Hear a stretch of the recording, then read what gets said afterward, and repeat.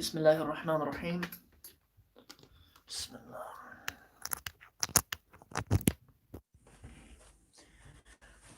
Okay, Bismillahir Rahmanir Rahim.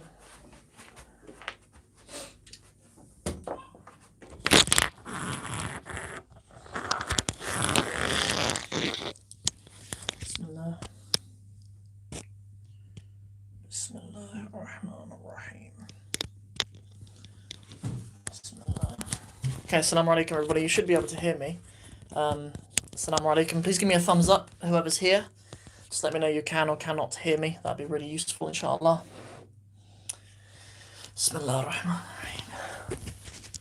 Okay, we're just going to hang around just for a second before we get started. I'll maybe give it, I don't know, a couple of minutes. And then we'll get started, inshallah. Bismillah. Give me a thumbs up, anybody who's here. Give me a thumbs up. Cool. Thank you very much. Jazakallah khair. I can't really even see with these lights. I'm trying to move you a bit closer, inshallah. Okay. Bismillah. Okay. Jundullah. Assalamu alaikum. Jazakallah khair.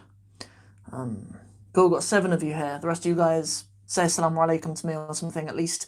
Wa alaikum salam. Jazakallah khair. Just let me know where you guys are from. Just say something to me so I know that you guys are here and I can acknowledge you, inshallah. Bismillah ar-Rahman ar-Rahim. Wa alaikum salam. Very nice to see you guys. Jazakallah khair.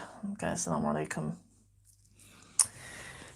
Okay, yeah, we'll wait for a few minutes for some other people to join us, inshallah. Yeah. But how are you guys today? Big bad UK. Certainly not very big. It's pretty bad in some ways, but we like it that way. Assalamu alaikum. 10 of you guys here. Jazakumullah khair for joining me today. Alhamdulillah. How are the rest of you guys? Some others have joined us. How are all of you? I hope you all are very, very well. Hope you're in good health. Hope you're having an amazing week so far. Yeah, we have bad weather, but to be honest, I like it. I like it how we have a lot of rain. It's because of that we have green countryside, alhamdulillah. You know, the thing is, I think Muslims, especially in this country, miss out big time on the UK because most Muslims are in the cities, like London and, you know, Manchester, Birmingham and stuff, and those places are the toilet of the UK, really. I mean, places where I'm from, obviously, like Cornwall, are absolutely beautiful. Like, we've got amazing places here in England, but most Muslims unfortunately miss out on it. Yeah. Cool. Right. Okay, who else is here? We'll just give it another... Should we give it until we've been here for 4 minutes, inshallah, and then we'll get started? We'll have a little introduction in 4 minutes. And yeah, and then yeah, after the introduction, yeah, we'll get into it. How are you doing, bro? Alhamdulillah, I'm very well, thank you. Southwest is nice. Yeah, it's nice, alhamdulillah, but only Cornwall. Devon, they're our worst enemies because they're kind of our neighbours, so we don't like them. It's sort of like a Pakistan-India type thing without so much history.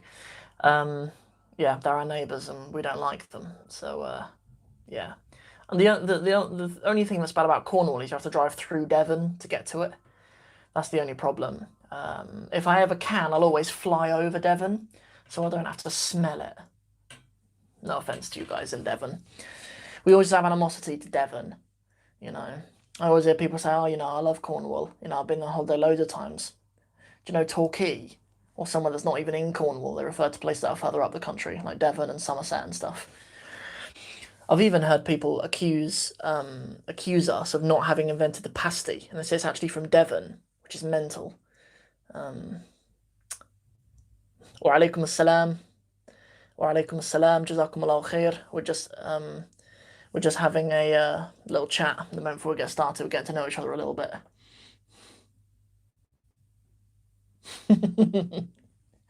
Yeah, mashallah. If they're going to Cornwall, we do have a masjid down there. If they're going to be there on Friday, inshallah, you can go and visit. They are having Jum'ah on Fridays, so they can go and visit if they want. If they need a halal place to go and get curry, then go to the New Taj in St Austell. That's my favourite place. Yeah, or if they want Turkish food, then go to the Central Grill in Truro. Brother Metin, who works there, will take good care of you guys, inshallah. Muhammad Umar says, Salam, 60 steps is excellent. Jazakallah khair. You're excellent. Students like you who give me feedback and have been part of it and stuff, you are the guys who make it happen. So you guys are excellent. Keep on putting in the hard work, and it's all good. Oh yeah, last thing is, we're going to start now. I'm just going to make a quick announcement. So, all these spaces for the cohort for September are gone now. The program's closed, so there are no more spaces now. Yeah, everyone who's joined or is going to join in like the next few minutes or whatever, they're the only people who can join for next month. We're going to have a cohort seminar, like a welcome seminar tomorrow evening, where we'll welcome all the new students for that cohort, and then I'll kind of have a sit down and think about when we're going to open up for a new cohort of students in the Arabic in 60 Steps program. It won't be too long until we open again. I want to graduate a few people. A few people have sat the exam this week, so I want to do that. And yeah, and then another thing is that I've announced it to the students today, but I'll announce to you guys as well if you're thinking of joining. I'm moving the program onto another website. It's still going to be arabic60steps.com, but yeah, there's still going to be that. But at the moment, I'm hosting on a particular website, which just hasn't served all of my needs really, all the things that I want for my students. I'm going to move it over to another platform where we have more automated help really, and regular assessments and stuff for the students. So without further ado, Bismillah ar-Rahman ar-Rahim. Let's get into the third walkthrough of the Aladdin series. So obviously we're still continuing this competition that we're doing. I did promise that we'd do a little giveaway at the end of the series. There's going to be 3 prizes. One of them is one of these beautiful Qur'an moon galaxy lamp things. It has loads of different reciters of the Qur'an on it. You can make this light up in loads of different colours. We're going to give away one of those at the end of the series. We're also going to give away an Arabic in 60 Steps jumper, white or black. Actually, under this video, you can probably see the merch line and stuff. You can probably see the jumper down there. So anyway, we'll give away one of those jumpers, and we're going to give away a mug as well, inshallah. So we've got 3 prizes. How do you get entered for the competition? Well, you need to comment under all of the videos. Yeah, all the videos in this series. You need to like them, you need to subscribe to the channel as well, and you need to share each one of the videos somewhere. So whether that be on your Facebook page or to one of your contacts in your WhatsApp group or whatever, right? Wherever you share it to, you need to do that to be entered for a chance to win all of those things, inshallah. So I think that's it. Let's get into it. I probably won't take any questions. I'll maybe have like intervals for questions, maybe, inshallah. We'll get started with the walkthrough. Because we're recording it in this setting, I don't have the text up in the screen here. I'll just make sure I read through everything so all of you guys can benefit from all of it, inshallah. If you do want to get hold of it, quickly open up another tab on your laptop and go to a previous video, either episode 1 or 2, go into the comments, go into the description section, and you can download the PDF as well, so you can read along with the PDF too, inshallah. So that's how you can kind of read along with it. Yeah, so I think that's everything. We'll get stuck into it. And yeah, and if you have any questions, then yeah, you can put them in the comments, just I won't read them until we get kind of a decent section way through. So at the end of last episode, we got to وضاعت جهود أبيه بلا فائدة. So I accidentally said wujudu for some reason. The wujud is the presence of something. But yeah, it's from the verb wajada, to be found. Cool. Okay, good. So yeah, so we ended with yeah, ضاعت وجود أبيه بلا فائدة. That his efforts were lost without any فائدة, without any benefit. So we'll continue on from there. فاضطر أبوه إلى معاقبته وزجره. And then it puts the معنى, the meaning in the brackets. منعه ونهيه. واتخذ معه وسائل العنف بمعنى الشدة بعد أن أخففت في إصلاحه وسائل اللين. Very nice. So let's do that, inshallah. So, good. So, فاضطر. You might be thinking, what form is this for a start? I mean, it doesn't even look like it fits into any typical forms of the Arabic language, but it's a form 8. Sometimes that ta in the form 8 in the ifta'ala pattern, sometimes that ta in there can either be joined with other kind of emphatic letters, we call them.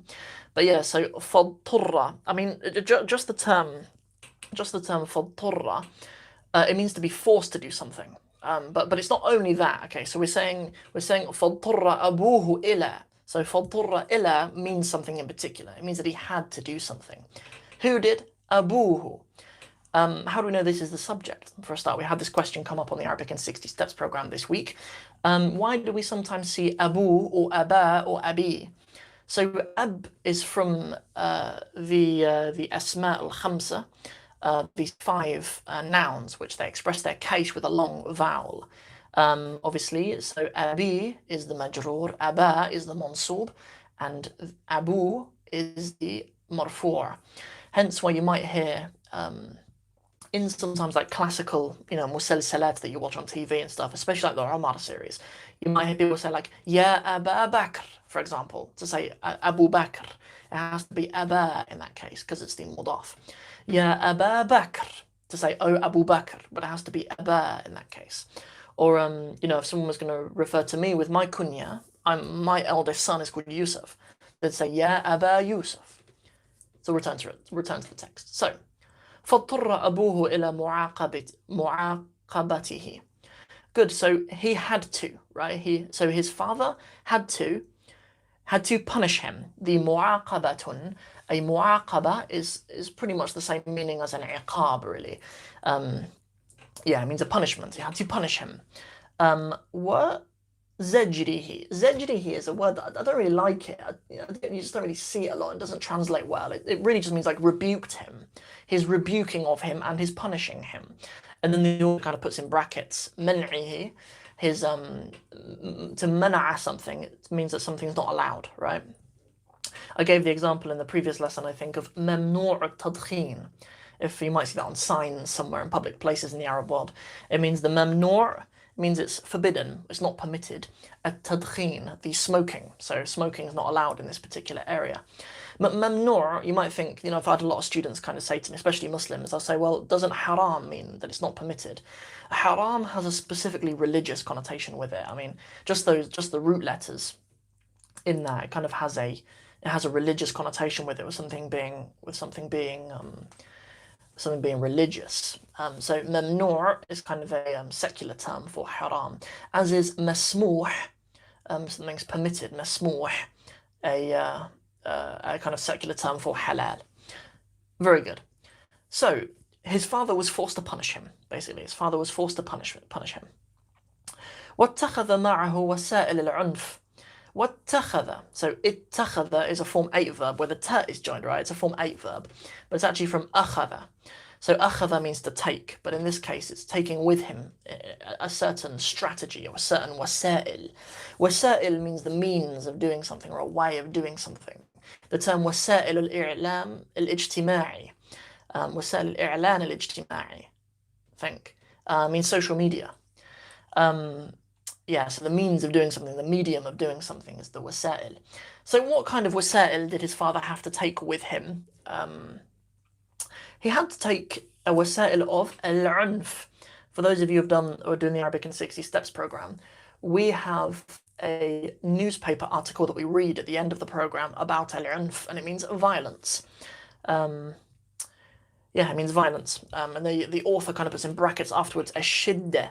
Ashidda doesn't necessarily mean al-unf. Shidda isn't necessarily unf. I mean, unf is violence. It translates directly to violence, but shidda just means something sort of more severe. Good. So we took a violent, he started giving him a whooping. Parents have to give their kids a whooping sometimes if they're pushing their luck. بعد أن أخففت في إصلاحه وسائل اللين. So بعد أن أخففت. So after that أخففت. So أخفى. So it's something, if something's khafif, it means that it's light, right? Yeah, that he lightened في إصلاحه, his islah. That's my other phone. His islah, the verb aslaha means to rectify something or to correct something. Yeah, so we know the term, like if someone is salih, it means they're kind of righteous. But yeah, to make someone right is islah. So in his islah wasa'ilul lin, a more lenient way.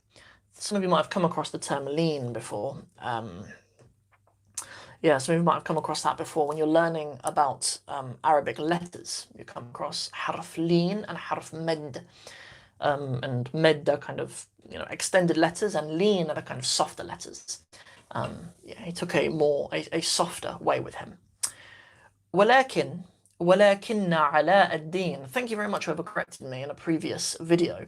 I was always saying Alauddin because we know the name Alauddin, right? And sometimes when we're kind of switching between explanations in English and in Arabic, we forget that Arabic names that are especially Idafa names,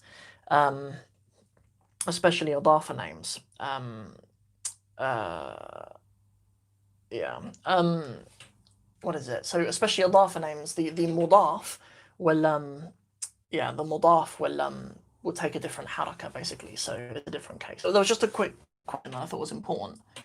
I think I saw it right.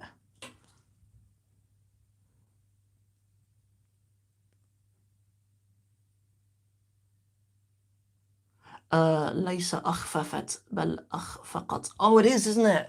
It's أخفقت. Sorry, أخفف actually would make sense in another way, but أخفق means to fail. That works anyway. So yeah, after he failed fi islahihi, rather than after he lightened his punishment fi islahihi, yeah, it's أخفقت rather than أخففت.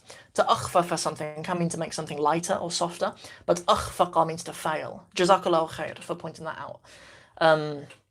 Cool. ولكن علاء الدين, but علاء الدين لم يبالي.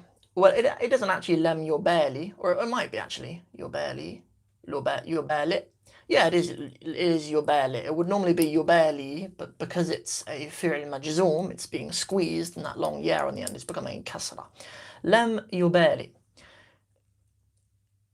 بعقاب أبيه. Good. So لم يبالي means he doesn't care. He didn't care. He didn't take heed of the iqab of his abi. That's just another idafa. بعقاب أبيه. ولم يؤثر فيه. And he was not affected by it. The verb أثر فيه something means to affect something. Good. زجره وشدته. Good. We've seen zajr. The zajr is the rebuking, and the shidda is the severeness. وما زال كذلكم حتى يئس أبوه من إصلاحه. وما زال. ما زال means to remain being something, or to still be something. And it remained كذلك. It remained كذلكم. It remained like that. حتى يئس. So حتى يئس. What is يئس? It means to give up on something. So وما زال كذلكم حتى يئس أبوه. And it remained like that until his father gave up min islahihi. His father gave up on correcting him, gave up on trying to make him more salih.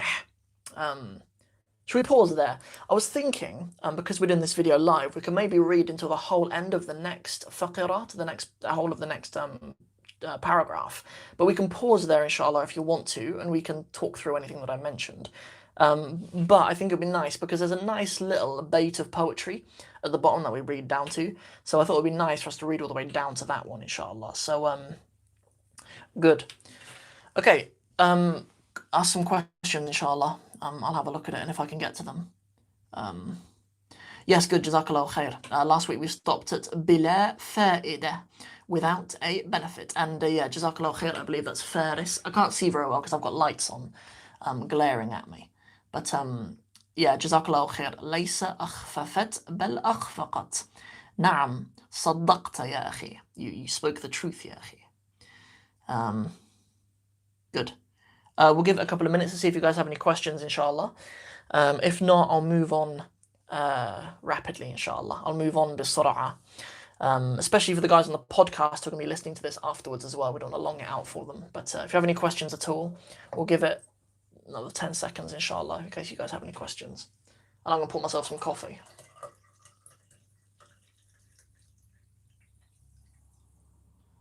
Cool. Maybe while we're waiting, I'll just read some of it out again. So, فاضطر أبوه إلى معاقبته وزجره. And then we'll leave out the معنى in there. واتخذ معه وسائل العنف بمعنى الشدة بعد أن أخفقت، جزاك الله خير، أخفقت في إصلاحه وسائل اللين. ولكن علاء الدين لم يبالي بعقاب أبيه ولم يؤثر فيه زجره وشدته، وما زال كذلك حتى يأس أبوه من إصلاحه. عندنا سؤال. So it's not تساءل, it's وسائل. وسائل. It is مكتوب واو سين ألف همزة لام. وسائل, it means a means of doing something. وسائل الإعلان الاجتماعي was an example that I gave of it being social media. It's kind of used as a medium of something. And a lean, it means it's more lenient. Yeah. وسائل اللين. جيد. Okay, we'll carry on then, inshallah. We'll read a little bit more. Okay, so this third chapter is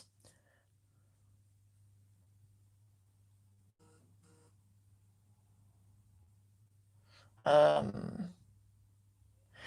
good. وسائل اللين. So it means a softer approach, I guess.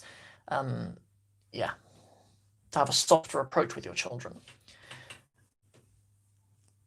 Good. Okay, so علاء الدين في دكان أبيه. So in the dukkan, a dukkan is specifically a shop, the plural of which is dakakin. Dukkan, a shop. Abi, the shop of his father. في دكان أبيه. Good. Good. So if we're ready, inshallah, we shall continue. جيد. Okay, so ولجأ أبوه إلى آخر وسيلة. Good. ولجأ. Well, a lot of you might even know the term لاجئون or لاجئين, meaning refugees. And the term on its own, لجأ, means kind of to take refuge in something. But when you لجأ إلى something, notice after أبوه there's the preposition. It means to resort to something. So his father had to resort to something. His father had to resort to آخر وسيلة, to the last option, really. It doesn't mean an option, but it means his last way. You know, it means his last, it's his last choices. عنده, just that he had, right? So, and his father resorted to his last option, really, is how we translate it. Although wasila doesn't necessarily mean an option. It means a way or a means. فأخذه معه إلى دكانه ليعلمه حرفته. What is a حرفة? We'll get to it, inshallah. So, فأخذه. أخذ means to take. The imperative of it is خذ. Often always with these verbs that begin with an alif, with a hamza on top, like akala and akhadha, their commands becoming like the full pattern, like kul or khudh. So, anyways, so he took him. What is the who referring to? It's referring to his son, right? It's referring to Alauddin. So he took him with him. The with him being ma'ahu ila dukkanihi, to his dukkan, to his shop. لماذا? ليعلمه. ليعلمه. To teach him. You know, the verb علم يعلم is to teach somebody something. Good. What is this li at the beginning, and why is there a fatha on the end of li yu'allima? Well, this lam does that. It's sort of short for li'anna, so that he can, or likay yu'allim, likay yu'allima, so that he can teach him. Hirfa. A hirfatun is a craft, a hirfa. I know we talked about that actually previously. I can't remember the actual word that was used before, about his father teaching him it might have been sinara or something, which would tenfa'uhu, lemma kabura or something like that. It's a trade or a craft that would benefit him when he's older. But anyway, here we have the term hirfa.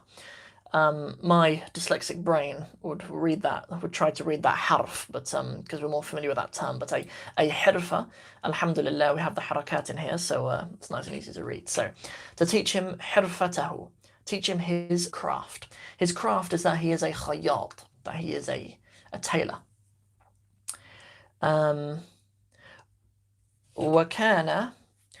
وكان يبذل وسعه في تحبيب العمل إليه. Good. So يبذل. So that's kind of an expression in and of itself, which translates quite nicely actually, using the verb. I believe it's بذل يبذل and then وسعه. So it's like he's doing his best. بذل doesn't necessarily mean doing, but that as an expression together. يبذل وسعه. It means he did his best. That this term وسع, even though it comes from the same root as the word wasi'a, meaning something vast or expansive. A wusa is your capacity. That there's this really nice ayah that Allah subhanahu wa ta'ala has in Surah Al-Talaq, I believe it is. لا يكلف الله نفسا إلا وسعها. That Allah doesn't charge a soul, Allah doesn't burden a soul, except wus'aha, except its wus'a. For those of you joining now, it is important for you guys. You can go to a previous video, inshallah. If you want to get hold of this text, go to a previous video. Go to a previous episode of the same series. So the Aladdin series, either episode 1 or 2. And in the description of that video, will be a link to this PDF, inshallah. Good. And the ayah that I just mentioned, there may be something similar in Surah Al-Baqarah. There are similar ayat, right, of a similar ma'na. But that particular one I'm thinking of is Surah Al-Talaq, because I was memorizing that surah, or I was revising it when my first child was born, when Yusuf was born. And it was a pretty difficult time. Big blessing, obviously, but it's difficult as well, especially, got no money, and I'd only been married for 10 months and stuff. So, but anyways.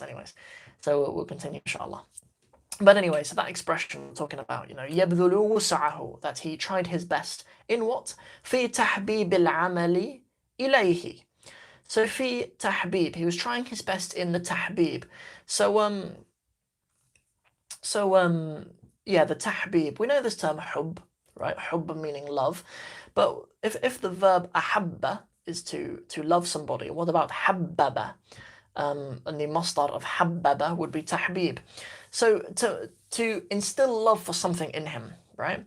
So he tried his best in tahbib al-amal, to make him love the amal, to make him love the work. Ilayhi, I assume that I haven't actually seen the verb used, but I assume habbaba ilayhi, that habbaba ila is a verb and is kind of that's the meaning in and of itself. So tahbib al-amal ilayhi would mean like to instill love upon him or to him for the work. Good. ولكن, not ولكن, ولكنه rather.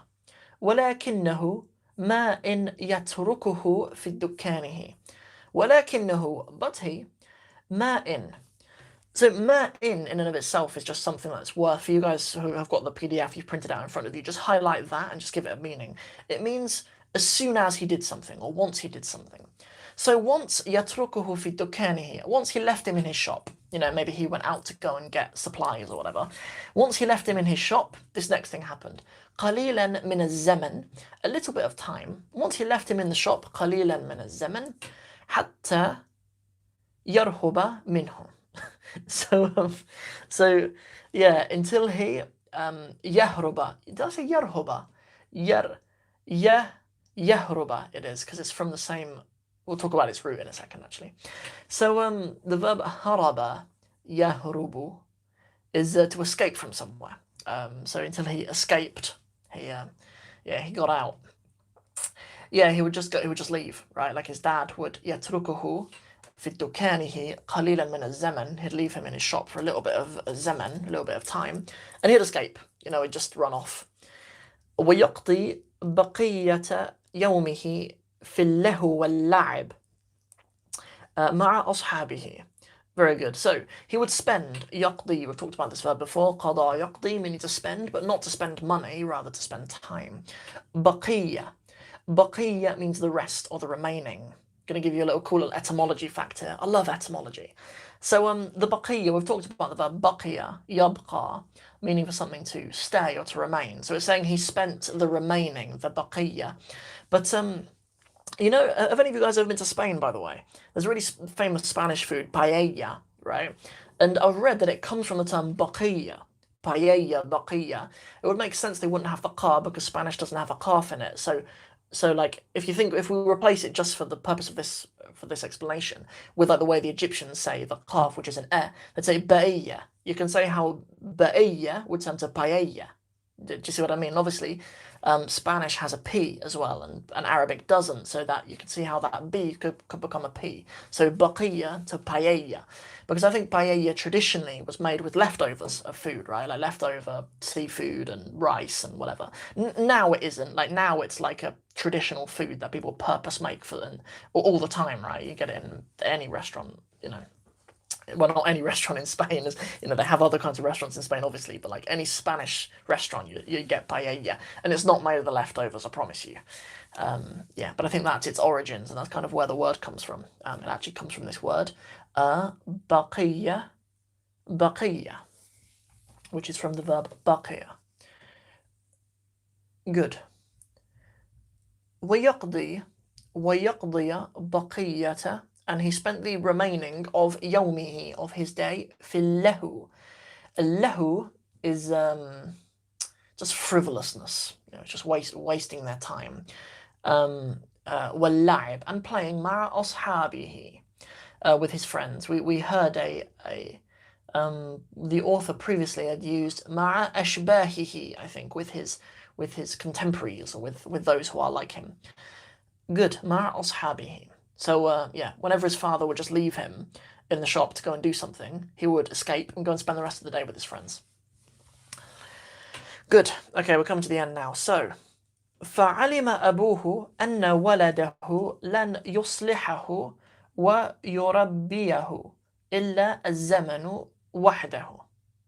Very nice. So فعلم أبوه, so his father knew, أن ولده, that's his father, لن يصلحه, he will not be islahified, he will not be made righteous, he will not be corrected.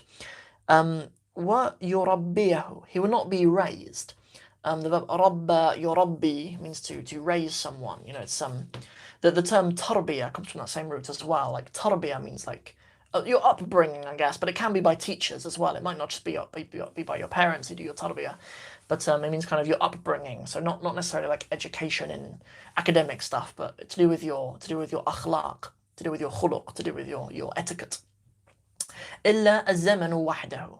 So it's only time that will teach him, you know. Very good. Okay. Yeah, it will only be time that will teach him. وأيقن أن دروس الحياة القاسية كفيلة. And then it puts a synonym for it, ضامنة. That's actually a really old tradition, by the way. I'll just mention that, like putting an explanation in brackets afterwards. The brackets are new, but even if you read classical Arabic texts from like, I don't know, 1,000 years ago or whatever, it's quite a common Arabic habit to put a word and just put a synonym after it as well. I think it's a way of authors just to show off how much they know sometimes, but anyway. So that isn't something new. That's something that you'll find in even classical texts as well. Good. So وأيقن أن دروس الحياة أن دروس الحياة القاسية كفيلة بتقويمه وتهذيبه. Very nice. So the verb أيقن means to realize something. It's a form 4 verb. أيقن أن دروس الحياة. So he realized that's the durus, the studies or the life lessons. Al-qasiya. Qasiya means cruel, right? So he realized that life's cruel lessons, you know, like the cruel lessons of life or something like that. Kafilatun will be a kafila. The best of my understanding, right, a kafila is like a sponsor or a patron of something. And the term damin means a guarantor. I think we actually have the verb domina, yodmonu, in the Arabic in 60 Steps program, and one of the vocab lists we actually have it. The verb means to guarantee something. A damin is a guarantor. But yeah, it's saying that yeah, that life's lessons will be the thing that raises him, right? That life's cruel lessons will be the thing that raises him. بتقويمه. So, I mean, taqweem, we actually have that word in Surah At-Teen, I think. وَلَقَدْ خَلَقْنَا الْإِنسَانَ فِي أَحْسَنِ تَقْوِيمٍ. That we created mankind أحسن تقويم, in the greatest of taqweem. It usually gets translated just being like a form. ثم رددناه أسفل سافلين. Yeah, that's how the ayah goes. But anyway, so yeah, so it's saying that life's cruel lessons will be his guarantor, or will be his sponsor, will be the thing that kind of raises him. In his taqweem wa tahdhib, those two things, they really mean the same thing in here, like in his making, right? Very nice. Okay, and then we have a little bait of poetry. We have two little shutters of poetry. So, what is this little bit of poetry? من لم يؤدبه والده أدبه الليل والنهار. Nice. So, من لم يؤدبه. So the verb أدب is to do with adab, or adab, meaning kind of your etiquette, really, your adab. Yeah, it does mean a calendar as well. It does mean a calendar as well, but I don't think it means a calendar here. But yeah, but you're right. That comment sounded sarcastic, but it's really not. It's useful to know that it means a calendar. It does mean that in Fusha as well. Like if you look up the meaning for a calendar, it will give you taqweem as well. So jazakallah khair. Yeah, good. So man lam yu'addibhu. So whoever does not. Let's just say what's a good word in English for like giving adab to your children? Let's just say like raise them well. We have the term if someone's well brought up. If someone has good adab, it means that they are well brought up. So let's just say whoever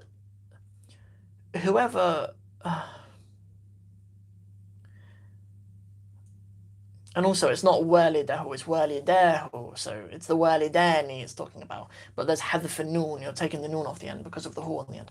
So it means the two parents. It doesn't just mean his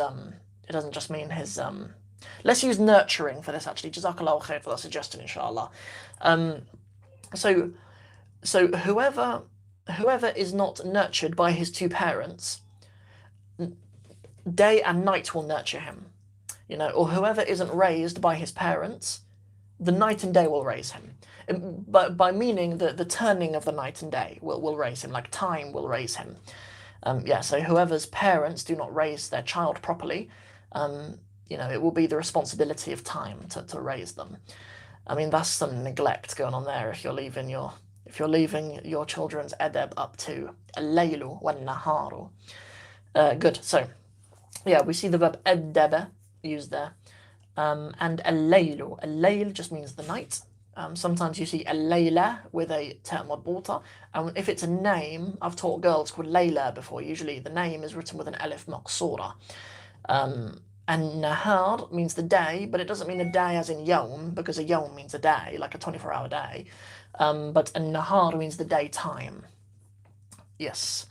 Laylu and nahar, they're used kind of as a pair usually. Good. So that's it. I think that's enough. We've covered quite a lot. We've covered more in this lesson than what we do normally. I usually just do a few lines, but we've done like a paragraph and a half in this case. So yeah, it's a cute little bait of poetry to do at the end. Another little note as well, by the way. I'm using some poetry terms here. So by the way, a bait means like a couplet of poetry. Yeah, a bait is a couplet of poetry, and a shatr is just one of those.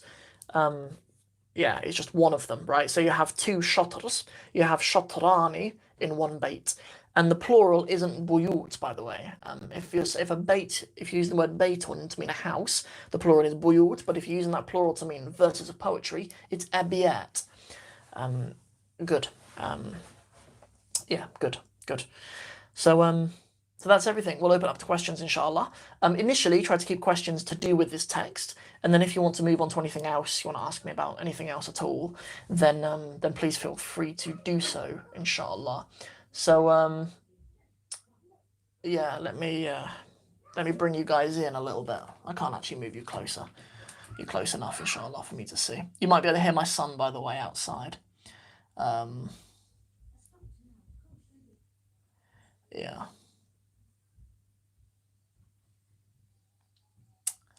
Yeah, if you have any questions at all, just stick them in. Hopefully we've done everything quite clearly, inshallah, so then hopefully it shouldn't be too many questions, but if you do have any, please don't be shy. Please ask away. Yeah, please ask away. نعم تحبيب. نعم تحبيب هو مصدر حبب. تحبيب.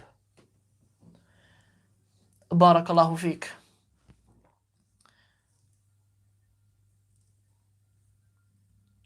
Yeah, good. So إلا الزمن وحده. Good. So it means time alone. The term وحده, we even use it when we're talking about Allah subhanahu wa ta'ala sometimes. وحده لا شريك له.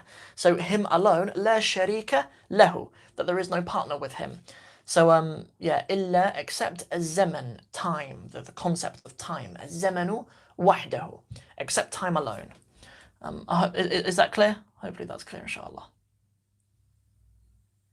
Yeah, so let me give you some context, inshallah, as well, just we can cement it a little bit in our understanding, inshallah.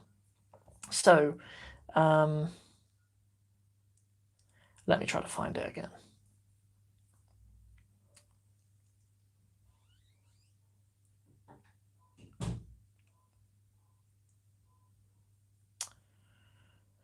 Why can't I find it?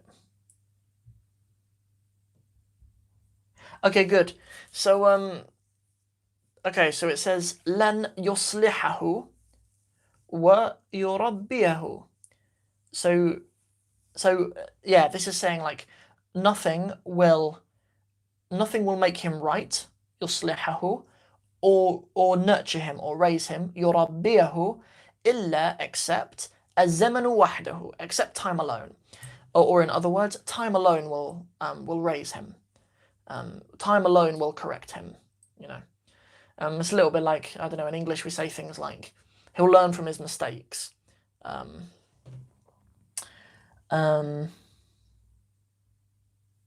Examples with ma in. Okay, we'll maybe do some of those, inshallah, if I can think of some off the top of my head. So yeah, ma in, meaning once. Let's find the example in here so I can kind of build some examples around it.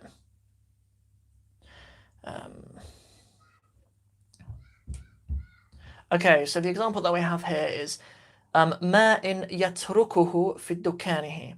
So once he left him in his shop. So if we say something like ما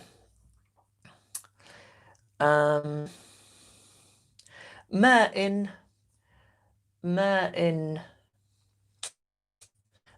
تدرس اللغة العربية. Once you study Arabic,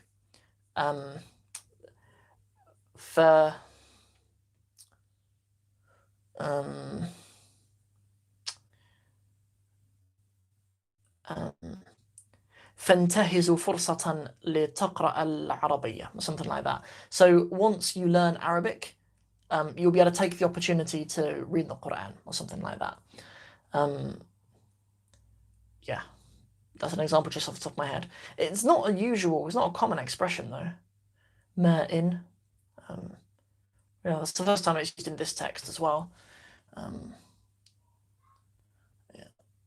We have hey, what's up, mate? Yo, how you doing? Our brother Faris, but yes, singular, which is ضرس. I believe I talk about that a little bit in a lesson that I do on the bait of Al-Mutanabbi, where he says إذا رأيت نيوب الليث بارزة. If you see the nuyub, if you see the canines of a lathe, of a lion, بارزة, sort of protruding, you see them clearly. فلا تظنن أن الليث يبتسم, then do not think that the lion is smiling.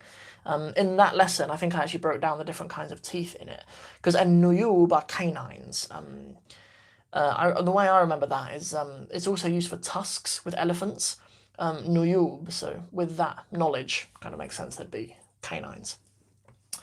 Yeah, durus, yeah, are molars, your molar teeth, the ones at the back, and esnan are the usual is kind of a generic term for teeth. You use esnan as well when you're talking about writing letters in Arabic.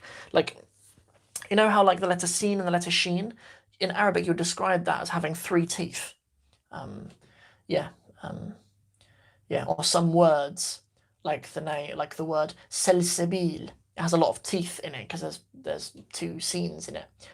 Shout out to an old student of mine called Selsabil. I don't know if she's watching this, but yeah, I used to have a student called Selsabil. Yeah, where are we? We have some.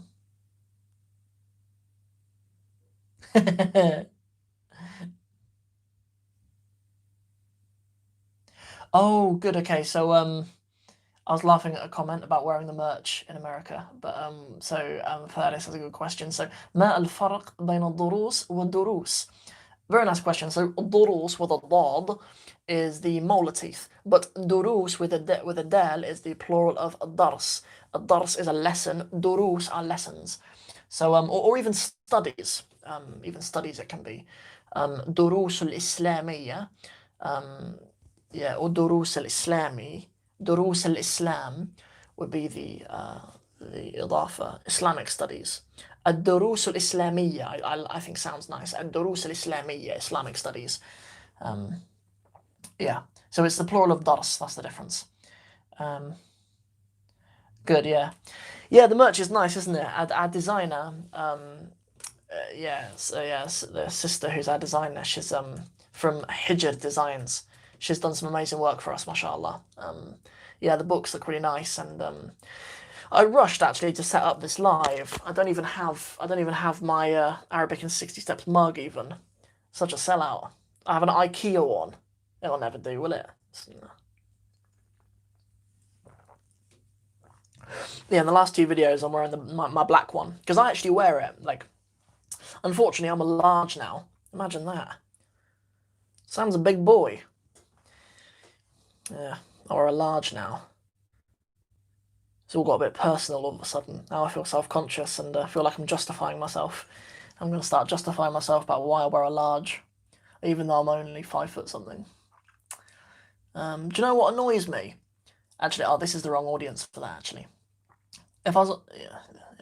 I was just going to say that there's a Somali brother who's an MMA fighter. He's just turned pro, and I had him on like a talk show that I did not so long ago, and he's a bit taller than me, and he fights at flyweight. Do you know how heavy people are at flyweight? They're 125 pounds. What's that in kilos? Someone tell me what that is in kilos. He's taller than me, and he fights at flyweight. That's mental, isn't it? If I was competing in MMA, I'd have to fight a welterweight if I cut down. But at the moment, I'd be like a heavy middleweight, and that's maybe lay off some food for a bit, maybe practice fasting a little bit more. I'll keep losing track of the.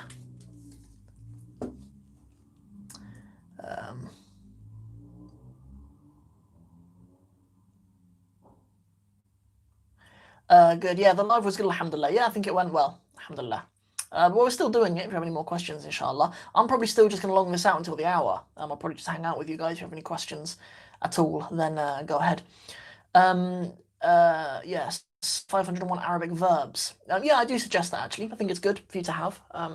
It's not the most kind of comprehensive book of verbs ever. Like, there's obviously lots missing. I mean, Arabic's massive, but I find it's useful just to kind of correct your just to kind of correct your conjugations and stuff. I think it's just good practice to have it.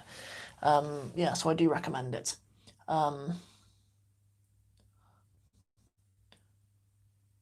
So صارت القهوة باردا. So is it you're attentive, mashallah. Okay, so صارت, use صار or أصبح, both of them mean the same thing. But the thing is that you need to make the بارد, you need to make that you need to make that مؤنث, you need to make that feminine as well because of the قهوة. صارت القهوة باردة. It has become cold. The coffee has become cold. جيد. How long does the Arabic in 60 Steps program take? Students typically complete it between 6 and 18 months, typically. Although some students joined 3 years ago. No, it's not been running for 3 years. Has it been running for 3 years? It will be this year. Some students joined 2 years ago, let's say, and haven't completed it. Do you know what I mean? So like some students will complete it in 6 months. I've had people complete it quicker. I've had people who are like pretty advanced Arabic language students and they complete it in like a few months. But they're exceptions. Like those are usually people who are doing it just to revise, or sometimes students who are quite advanced, but they do the Arabic in 60 Steps program just because they want access to the last 9 lessons. Because we do, in the last 9 lessons, we do walkthroughs of Arabic texts, and there aren't many other to be honest, I don't know anyone online who teaches that. Um, but anyway, yes, the last 9 lessons are yeah, last 9 lessons are walkthroughs of Arabic texts, and some of them, they make me so excited. Like I'm teaching them. One of them is a walkthrough of a travel writing by an author called Ibn Fadlan, who is under the caliphate of Al-Muqtadir, and he's sent to Russia to go and learn about the people called the Rusiyya, the people who we know as the Rus rather. We know them as the Vikings, right? I think the Vikings are like descendants of the Rus, or the other way around. But he goes there, so he's like this Muslim Arab from Iraq in like the 900s, and he goes to like modern day Kazan in Russia, and there's this trade between the Rus and the Arabs, and it's just fascinating, like reading about how this person over 1,000 years ago describes these people and their religion and their language and all this kind of stuff, what they look like, what they dressed like, what things they carried around, what they used to trade and stuff is fascinating. The Rus, they absolutely loved the gold dinars. They absolutely loved them. Like they'd come and they'd bring furs and all kinds of stuff that they had from their kind of local places. A big one was fur. Because obviously you don't get a lot of bears and wolves and stuff and things that have warm fur in Iraq, I guess. Yeah, so they would trade them, and yeah. But anyway, it's fascinating though, that we can learn Arabic through the Arabic in 60 Steps program, and at the end we can we can actually see this little pocket of his world that this person 1,000 years ago explored. So anyway, so some students, even very advanced students, will do the program just because they want access to that. Do you do private lessons as well? Not at the moment. Not at the moment. I don't. I'm just too busy with the Arabic in 60 Steps program. It's something I think about sometimes, but it's really difficult because there's a lot of benefits to doing that, right? Like when you do that a lot as an Arabic teacher, you stay really sharp. Like you remain as a practitioner, but it gets to a point where it's just really hard to sell your time. Like I've got a wife and children, right? Let me level with you. I've got a wife and children, right? And like who I provide for. And it's just really hard to justify selling your time for what most people want to pay for a tutor. Do you know what I mean? Like it's really hard to justify it. Like most people don't want to pay actually fair amounts. Like imagine if you had to hire someone else who has like an Arabic program. Say like you wanted to hire Norman Ali Khan. Yeah. Bayna TV generates like $1 million a year, at least, right? Like I had a one-to-one like business session with someone who used to be quite a senior employee, might have been COO or something, at Bayna. And when he left, Bayna TV did like, I don't know, like I think they had something like 70,000 paying members, right? 70,000 people paying $11 a month, right? Like, how much would Norman Ali Khan need to charge for his time to make it worth it for him? $1,000? Like $2,000 an hour? Like, who's paying that? Who's gonna pay that? That's not my case. Obviously, I'm not Norman Ali Khan out here. but when you have a program and stuff and you're reaching a lot more students, it's just hard. It's hard to think of the right way to be able to sit down with one for an hour and to be able to charge something that's fair. That doesn't really answer your question. I suppose the answer to your question is not at the moment, but that could change. Yeah, that could change to offer privates, inshallah. So what do you think about the madrasa way in terms of learning Arabic? It all works, man. It all works. Like, I don't ever put down other ways of learning Arabic, because if there have been successful students from it, respect. Do you know what I mean? Like, all I've ever said, right, is that the best program is the one you're actually going to do. Like, some people actually sit down and do a program because they like the design of the cover. They go on Amazon and they find a book and they like the design of the cover, and that's why they keep on wanting to sit down with that book every day and practice. If that's your thing, you do you. Like, I'm not going to criticize that. If it works for you, I'm not going to criticize it. No chance, right? So, I mean, lots of people have learned Arabic in the way that you refer to as like the madrasa way. Although what you might mean, what I'm going to kind of make an assumption about what you're saying, but what you might mean is in our madaris, a lot of the time people aren't actually learning Arabic, right? They're usually learning hifz. They're memorizing the Qur'an and Islamic studies, right? Like, but that's not Arabic.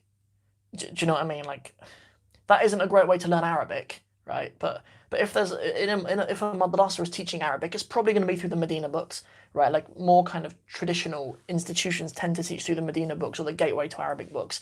They tend to, right? Like, if it's from a young age and the students can get into it, cool. But I think Arabic teachers in this country should take it upon ourselves to think about what these resources are written for.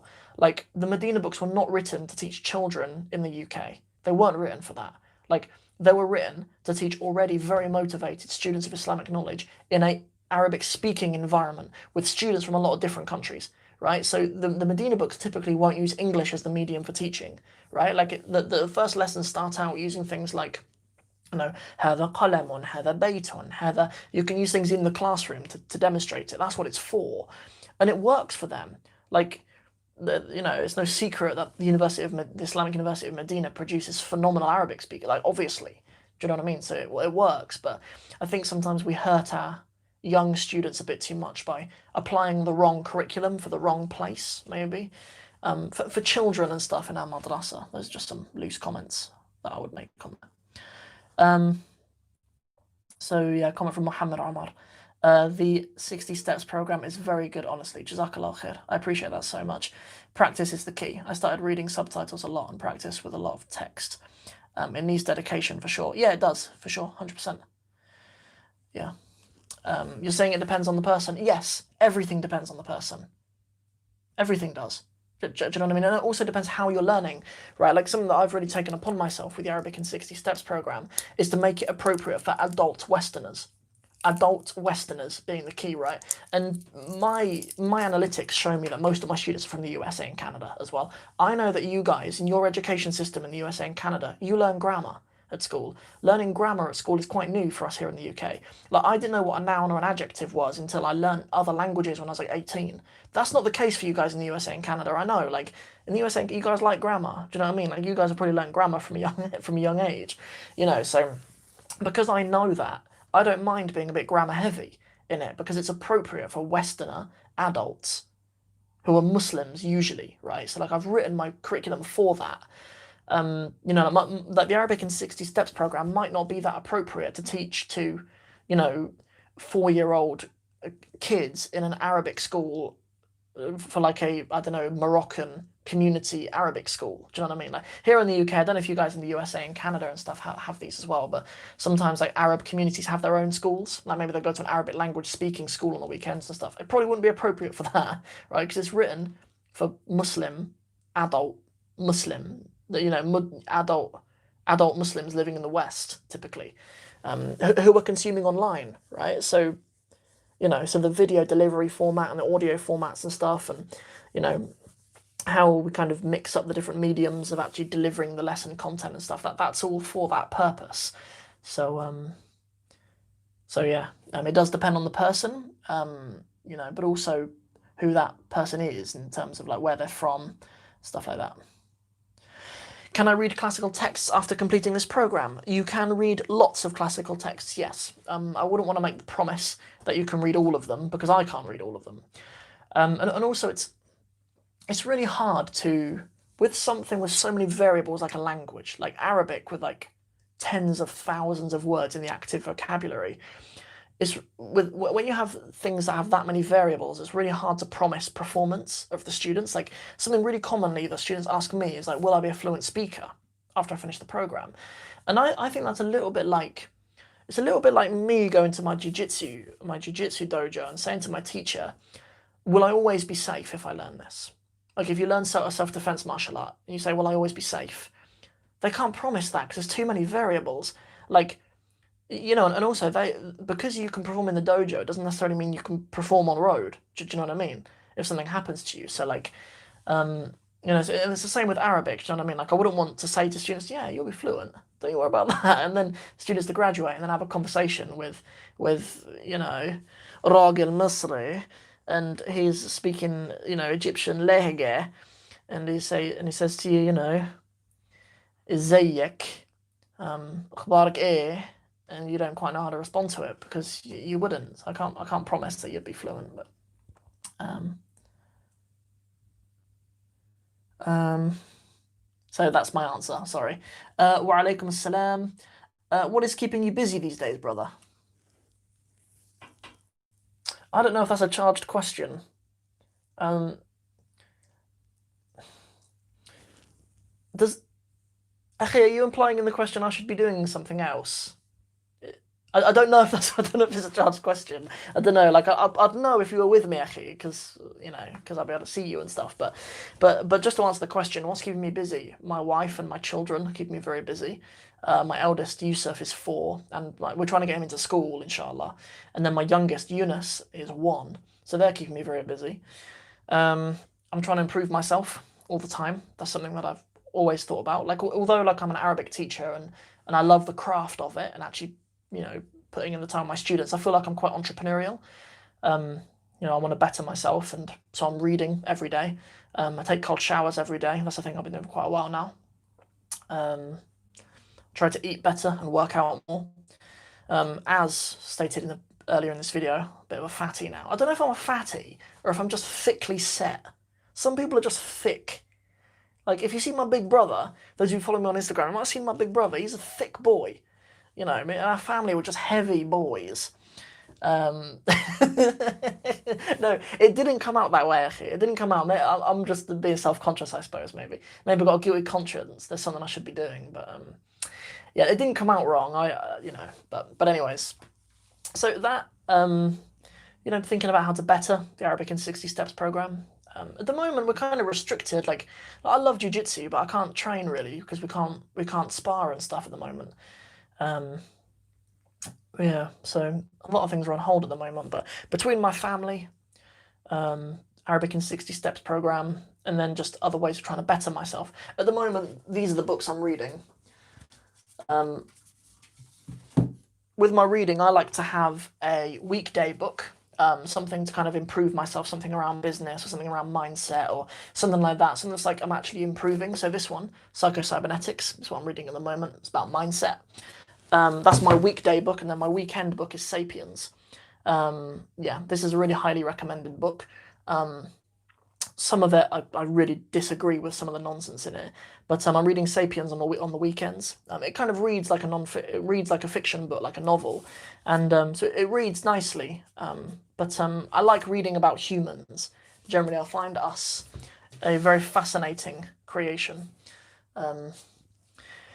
Yeah, so I like reading about human psychology, sort of why we think the way that we do, why we structure ourselves the way that we do, and yeah, I'm fascinated in human beings. That's kind of why I'm so fascinated in language, really. Like, you know, sophisticated language, being able to articulate ourselves is really what takes us out of the animal kingdom. You know, like we can articulate things that I mean, there are animals that have far more, you know, linguistic dexterity than us, if I can put it in that way. Like parrots, for example, and other kinds of birds. They can not only you know, they're not only able to produce an array of sounds, but they can also copy inanimate sounds. Like parrots and stuff can copy the sounds of doorbells and phones ringing and stuff. Like they've got way more dexterity than us in terms of the sounds they can create. But it's only humans that can articulate things that aren't physical, aren't in a physical reality. I think it's so beautiful that Allah subhanahu wa ta'ala describes the Qur'an as a lisan, as a tongue, associates the Qur'an so directly with what makes us human and what takes us out of the animal kingdom. You'll notice that even parrots, right, and other animals as well, they don't communicate with their lisan. They use their tongue. They use their throats, rather. Or even whales and stuff, they use this thing on their head and stuff, and they click and things like that. But it's only humans that actually use our tongue for articulating our language. So it's fascinating how Allah describes the Qur'an as a lisan. Anyways, before you were chubby, man. But now you're looking pretty good. Well, alhamdulillah. I don't know why. I'll go through stages of it. Maybe as we come into the winter, I'll fatten up a little bit more. It's sad, man. No, I want to sort myself out, inshallah. Um, like, man, I used to be in decent shape. I played rugby for Cornwall. Like I was captain of the Cornish rugby team. There are players who play for England now, for the England rugby team who I played with. In fact, a guy who starts often for England, a winger called Jack Noel, I was ahead of him in the Cornish team. He played for the B team and I was in the A team. I competed with him for the same position for inside or outside centre, and I got it in the A team and he was put in the B team. But he plays for England now. So I wasn't always a chubby one. But okay, let's return back to some Arabic stuff, inshallah, and then I'll head off. How can I learn new vocabulary? Also, how to use Arabic dictionary. So, how can you learn new vocabulary? So, I don't believe in learning vocabulary isolated. I believe in learning it in context. So, I believe in creating phrases that you will actually use in your actual life. A concept that I learned actually in the book Psycho-Cybernetics, that I've practiced all my life really, but I've only been able to articulate it since reading that, about how your imagined reality, right? Say you imagine yourself speaking Arabic, right? And you really picture it, you picture the things that you would say, and you imagine yourself as a fluent Arabic speaker, right? When you do that and you say out phrases, you become it. Do you know what I mean? Like it's quite interesting how that happens, but I would say put vocabulary and phrases. I think sometimes I get quite confusing questions from students. Like people say, what should I learn first, grammar or vocabulary? As if they're not entirely together. Do you know what I mean? Like if you were to marry them, you learn them both more easily. Do you know what I mean? Like you should just encounter context as much as you can. That's what it's all about. Flashcards. Yeah, that they can be good if they work for you. They never have for me, to be honest. But when I was at uni, all of the Arabic students, and especially the Japanese and Chinese students as well, they always made flashcards, right? And they were obviously making kanji flashcards and stuff and Chinese character flashcards. And I made them as well, just because everyone else was.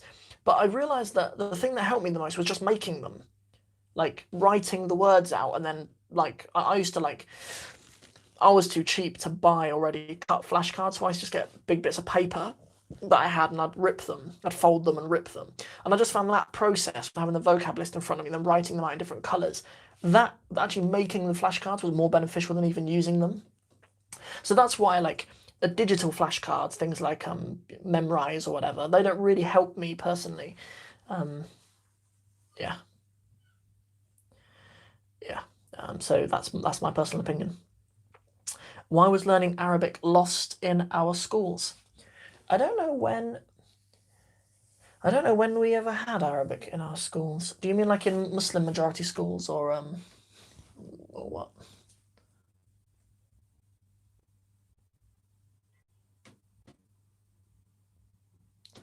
Yeah, cool.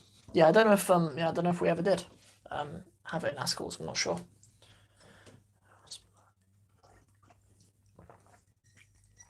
Yeah, right. Maybe we'll call it a day, inshallah.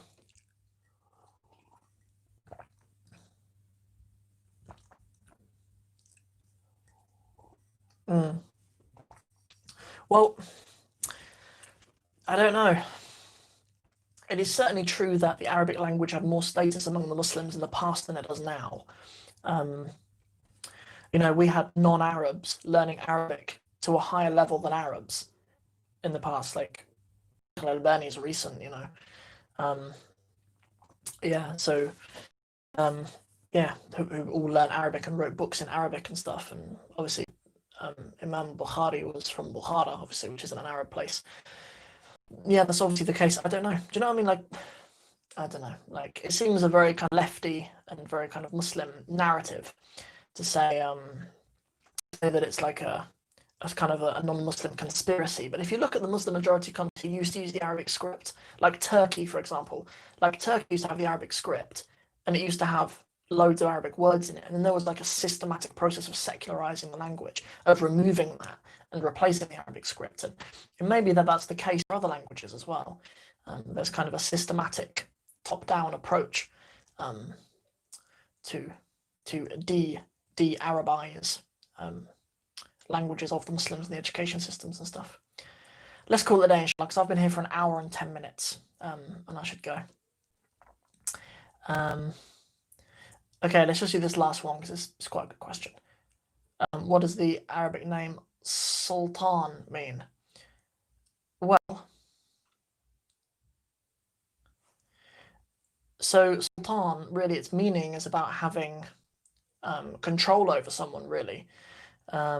Sultan is even, Allah subhanahu wa ta'ala even says the word Sultan to Shaitan. I believe it's in Surah Hijr. Authority, that's a good one. Authority, yeah, not control, like authority.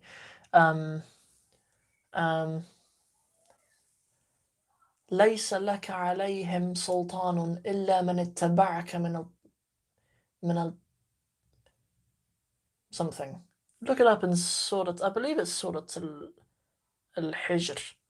Yeah, well, Allah says that to Shaitan anyway, that you won't have sultan over them, you won't have authority over them, except the ones who I can't remember the translate. I can't remember the word, so I can't even translate it. But yeah, it just means authority. The term sultan just means authority, and it can even be Shaitan having authority over someone. It doesn't necessarily have to be a king or something. All right, guys, let's call it a day. Jazakumullah khair. May Allah bless you guys. May Allah reward you guys. May Allah put barakah in your studies. May Allah forgive you guys for your shortcomings. Any mistakes that I made in this from myself, anything good that's in it is from Allah subhanahu wa ta'ala. And yeah, for those of you guys who are new on the channel, please don't forget to subscribe. Don't forget to like this video and share it with anybody as well, inshallah, who you think might benefit from it as well. So without further ado, we will, inshallah, call it a day. If I can see where to end this. Okay, I got it. All right, guys, over and out. Assalamu alaikum.